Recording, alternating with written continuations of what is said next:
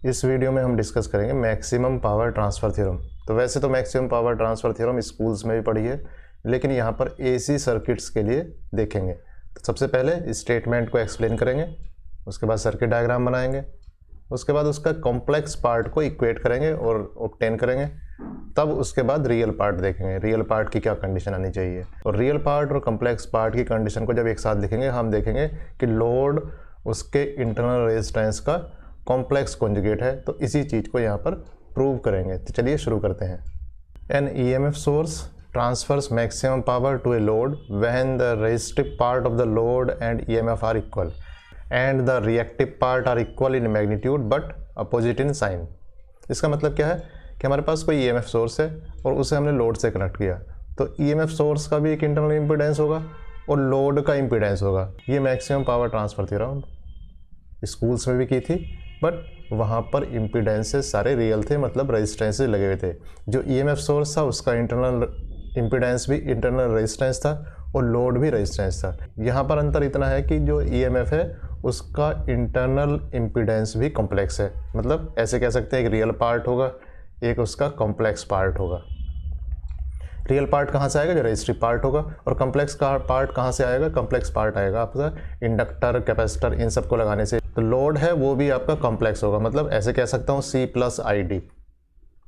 तो लोड का जो रजिस्टिव पार्ट होगा वो रियल पार्ट देगा, और लोड में जो इंडक्टर, कैपेसिटर लगे होंगे वो आपका ये कॉम्प्लेक्स वाला पार्ट प्रोड्यूस करेगा। तो ये आपका इंटरनल रेजिस्टेंस हुआ, ये आपका लोड रेजिस्टेंस हुआ। कब पावर मैक्सिमम होगी? तो मैक्सिमम पावर होने के लिए क्या कंडीशन प्रूव करनी है हमें कि ए तो सी के इक्वल हो, मतलब इनका जो रियल पार्ट है वो रियल पार्ट के इक्वल हो, और बी एक्चुअली क्या होना चाहिए? -D होना चाहिए। तो ये ए सी के बराबर होगा, बी डी के बराबर होगा, तो इसका मतलब ये C+ID will be equal to कितना हो जाएगा? A - IB। तो इसे हम कह सकते हैं ये जो आपका लोड है ये इसका कॉम्प्लेक्स कॉन्जुगेट है।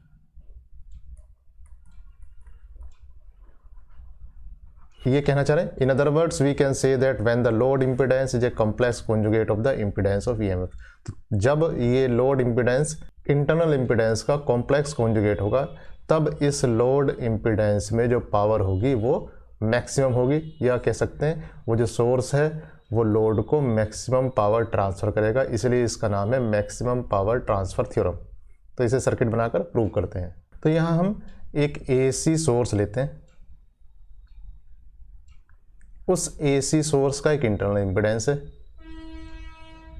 जिसे हम कह देते हैं ZI। तो एक्चुअली सोर्स यहाँ से यहाँ तक पूरा मिलाकर ही ये सोर्स हुआ। इस सोर्स को हम डायरेक्टली कनेक्ट करेंगे एक लोड से। तो ये सोर्स हुआ, इस सोर्स को हम कनेक्ट कर देते हैं किससे? इस सोर्स को हम लोड से कनेक्ट कर देते हैं।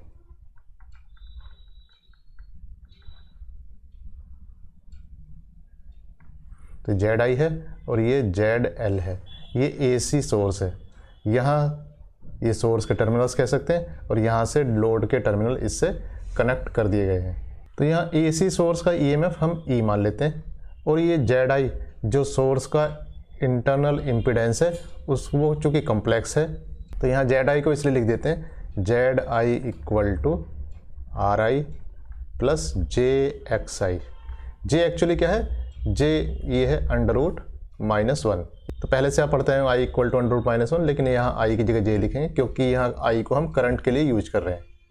इसके अलावा ZL ये भी कॉम्प्लेक्स होगा, तो ZL को लिख देते हैं RL + JXL।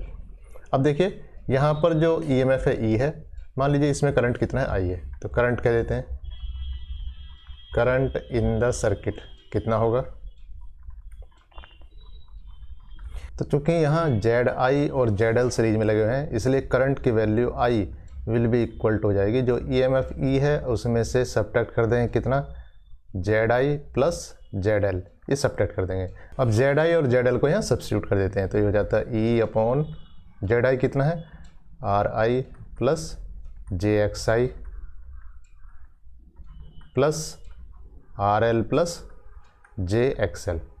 रियल पार्ट को अलग लिख लेते हैं और इमेजिनरी पार्ट को अलग लिख देते हैं, तो ये हो जाता है E/RI + RL + JXI + XL। ये I की वैल्यू है। हमें यहाँ निकालना क्या है, पावर। पावर का मतलब है हमें यहाँ चाहिए IRMS स्क्वायर ZL। इसका मतलब यहाँ पर हमें चाहिए होगा क्या, IRMS, root mean square value of current. तो IRMS वैल्यू निकालने के लिए हम क्या करेंगे, यहाँ पर IRMS निकालने के लिए जो EMF है उसकी RMS वैल्यू लिखेंगे, ERMS, और नीचे जो कॉम्प्लेक्स इम्पीडेंस है इसका मॉडुलस लिखेंगे।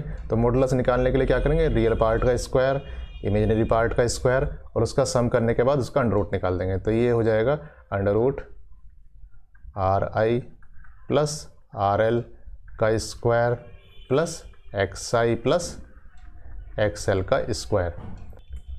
तो अगर मैं पावर कहूँ तो पावर हो जाएगी पावर इन लोड। तो देखिए जो रियल पार्ट होगा वही पावर कंज्यूम करेगा, जो इमेजिनरी पार्ट होगा, या कह सकते हैं जो इंडक्टर पार्ट है, या कह सकते हैं जो इंडक्टिव पार्ट है या कैपेसिटिव पार्ट है, उसमें पावर कंज्यूम नहीं होगी। तो रियल पार्ट में पावर कंज्यूम होने का मतलब है P will be equal to IRMS square, और जो ZL का रियल पार्ट है या कह सकते हैं IRL, तो ये कितना हो जाएगा, ये हो जाएगा ERMS का स्क्वायर RL अपॉन इसका स्क्वायर। तो ये हो जाएगा RI प्लस RL का square plus XI plus XL का स्क्वायर। तो इसका मतलब हुआ, यहाँ देखिए जो रियल पार्ट है वो रेजिस्टिव पार्ट है, वो कभी नेगेटिव नहीं होगा, इसका दोनों क्वांटिटी पॉजिटिव है। लेकिन जो इंडक्टर और कैपेसिटर वाले जो कॉम्प्लेक्स पार्ट हैं वो नेगेटिव भी हो सकते हैं, पॉजिटिव हो सकते हैं। इसका मतलब XI प्लस XL ये 0 भी हो सकता है। तो इसका मतलब पावर को अगर मैक्सिमाइज करेंगे तो पावर विल बी मैक्सिमम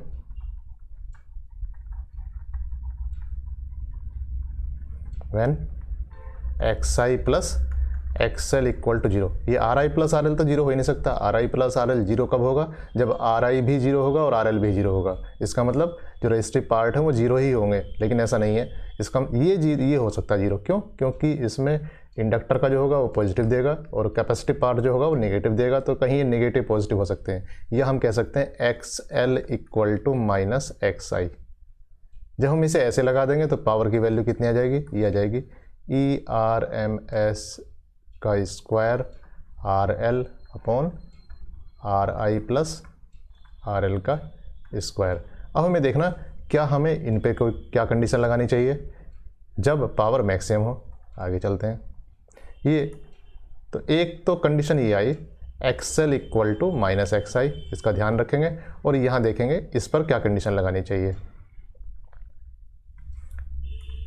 अब इसे हम दो तरीके से कर सकते हैं। यहाँ तो हम ऐसे कर सकते हैं कि P को हम इस ढंग से लिख दें ERMS square RL,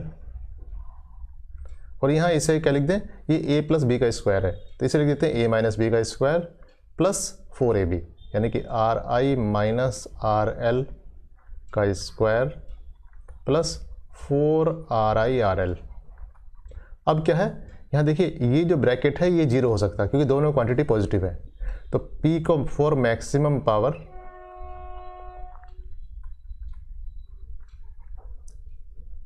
RI should be equal to RL, तो ये दूसरी कंडीशन आ जाती है, या कह सकता हूँ RL इक्वल टू RI, तो ये दूसरी कंडीशन आ जाती है। और इस केस में मैक्सिमम पावर कितनी हो जाएगी, P मैक्स। तो ये हो गया कितना, ERMS square RL upon 4RI RL। अब यहाँ RL से RL कैंसिल हो गया तो इसे मैं कह सकता हूँ ये हो जाता है कितना, ERMS स्क्वायर 4RI, और RI चूँकि RL के इक्वल है तो कह सकते हैं ERMS स्क्वायर इंटू 4RL, ये मैक्सिमम पावर की वैल्यू है। अब यहाँ पर कुछ स्टूडेंट्स पूछते हैं कि हमने इसे ऐसे ही कन्वर्ट क्यों किया, तो इसे दूसरे तरीके से भी देख सकते हैं। जो मैथ्स में हम पढ़ते हैं मैक्सिमम मिनिमा टू मैक्सिमाइज, ये एक्चुअली P जो यहाँ फंक्शन है, ये P आपका RL का फंक्शन है, RL को वेरी कर रहे हैं। इसका मतलब मैक्सिमाइज करने के लिए क्या करना होगा आपको, dp/dRL को आपको जीरो करना होगा। dp/dRL कितना होगा, ये x/y की फॉर्म है, तो आप कह देंगे y dx, या कह सकते हैं RI + RL का स्क्वायर dx कितना हो जाएगा, ये ERMS square minus x dy। x का मतलब ERMS स्क्वायर RL और dy कितना है, ये है आपका ट्वाइस RI + RL अपॉन ये कितना है, ये है RI + RL का पावर 4। तो डिनोमिनेटर अगर जीरो होगा तभी ये जीरो होगा। इसका मतलब ये जीरो होने के लिए क्या होना चाहिए, ऊपर वाली चीज़ जीरो होनी चाहिए।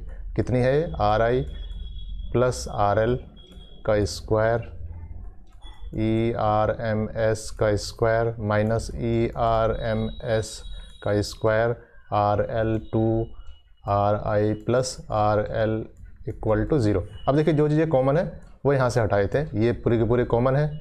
इसके अलावा एक RI + RL एक पावर से हटा देते हैं, तब क्या बचता है, अब देखिए ये बचता है RI + RL। यहाँ पर क्या हुआ, यहाँ बचाए -2RL = 0, तो ये जाता है RI - RL = 0, या कह सकते हैं RL = RI। इसका मतलब यहाँ जो कंडीशन है, ये जो आई है कंडीशन, यही कंडीशन हमारे पास ये आई हुई है। इसको दोनों तरीके से करेंगे तो बात वही है। तो ये मैक्सिमम पावर ट्रांसफ़र थ्योरम है, क्या कि जो रियल पार्ट है वो इसके इक्वल है और कॉम्प्लेक्स पार्ट है वो उसका अपोजिट साइन का है, बट मैग्नीट्यूड इक्वल है। पूरा लिख देते हैं। जो हमारे पास लोड है वो था हमारे पास ZL = RL + JXL, और हमारे पास जो इंटरनल इम्पीडेंस था वो था ZI = RI + JXI। अब देखिए RL एक्चुअली RI के बराबर है, इसका मतलब ZL फॉर मैक्सिमम पावर कितना हो जाएगा, ये हो जाएगा RI। JXL मतलब J + J, XL कितना है -XI, तो -XI, तो ये कितना हो जाएगा ZL = RI - JXI। तो ये एक्चुअली क्या है, ये देखिए ये ZI जो है यहाँ से भी निकाल सकते हैं, बट हम उसका कॉम्प्लेक्स कॉन्जुगेट लेंगे तो ये आ जाएगा। इसका मतलब जब ZL = ZI का कॉम्प्लेक्स कॉन्जुगेट है तब हम कह सकते हैं पावर मैक्सिमम होगी। एंड मैक्सिमम पावर कितनी होगी, वो पावर मैक्सिमम या P max वो वैल्यू है लिखी हुई है, कितनी है ERMS का स्क्वायर अपॉन 4RL, ये मैक्सिमम पावर होगी। तो इस तरीके से हमने मैक्सिमम पावर ट्रांसफ़र थ्योरम को प्रूव कर दिया है। Thank you.